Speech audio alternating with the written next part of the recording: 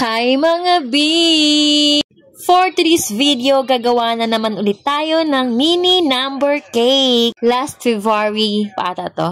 Sa part na yun, nagtatapyas muna ako para pantay paglagay sa board. Saka ko lagyan ng pandikit or glucose para madikit siya at hindi madulas. Ganun.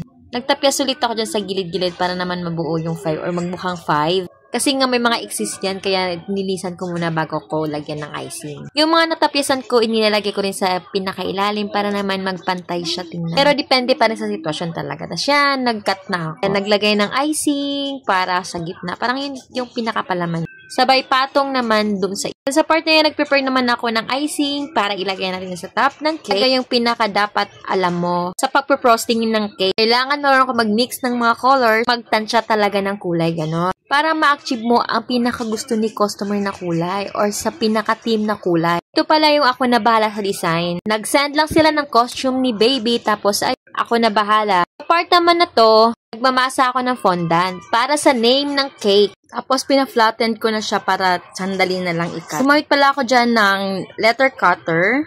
Pag medyo makapal yung letters, ginagawa ko, pina-flat ko pa siya ng pina-flat para pantay sila lahat. Sa palagay nyo, ano kayang team na to, no? Tapos, sa part na yan, nilalagay ko na yung mga letters niya. Medyo mahaba nga lang yung name talaga. Kaya marami akong letters na ginawa. Nag-order pala nito yung kapitbahay namin dati. Since 1 month old si baby, sa akin na sila nag-order. Hanggang sa mag 1 year old siguro. Sana naman. Tapos malulungkot na naman ako after nun kasi wala na mag-order sa akin ng number cake. Pang nangyayos. Char! So, ayan, medyo malapit tayo matapos. Sa part na yan, naglalagay na ako ng mga toppers. Printed toppers yan.